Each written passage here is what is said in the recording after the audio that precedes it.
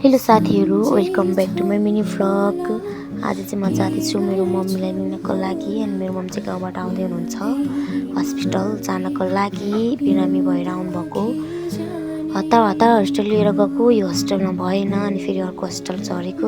भरे हस्पिटलमा त एक्सरे गर्ने ठाउँमै देखिनँ। बल्ल बल्ल एक्सरे गर्ने ठाउँ देखाइदिनु भयो दिदीले। अनि मम्मीलाई एक्सरे गर्न लग्यौँ।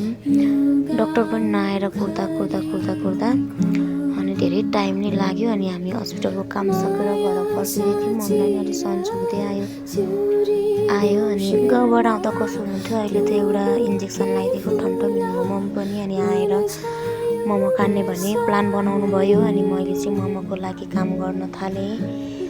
किमा डोहरू बनाउन थालेँ।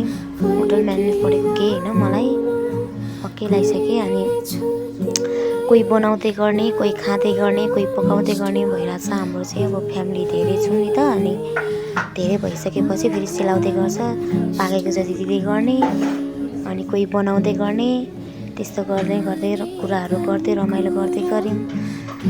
अनि मोमो पनि मिठो नि भयो। अनि आज मम्मी पनि आउनुभएको। अनि आफ्नो फ्यामिलीसँग आफ्टर लङ टाइम के यसरी बसेर